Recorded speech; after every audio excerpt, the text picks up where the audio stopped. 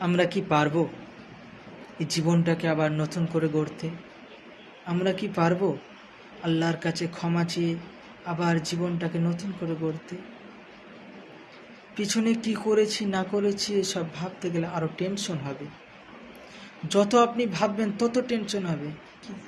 এগিয়ে আসুন না আল্লাহর দিকে, আল্লাহর কাছে তওবা করুন, আল্লাহর কাছে চান, আল্লাহ দিবে। আল্লাহ দিতে ভালোবাসেন, আল্লাহ ক্ষমা করতে ভালোবাসেন। এগিয়ে আসেন না, একটু ইমানের খুঁটিটাকে একটু মজবুত করুন না, ইমানটাকে একটু মজবুত করুন। এই দুনিয়ার জিন্দেগিটা ক্ষণস্থায়ী জিন্দেগি, দুনিয়া একদিন শেষ হয়ে যাবে, ফানা হয়ে যাবে। একদিন আমাদের সকলকে চলে যেতে হবে, আমাদেরকে সকলকে একদিন মরে যেতে হবে, অন্ধকার কবরে চলে যেতে হবে। তার আগে আমাদেরকে ইমানের খুঁটিটাকে মজবুত করতে হবে, ইমানটাকে মজবুত করতে হবে। আমাদের ইমান দুর্বল হয়ে গেছে মুসলমান।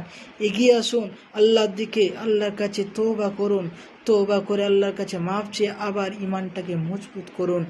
মরার আগে যেন কালেমা নসিব হয় আমাদের, অন্তত আমরা যেন ইমানটাকে যারা পরিমাণ যেন ইমান যেন নিয়ে আমরা কবরে যেতে পারি। এগিয়ে আসুন মুসলমান।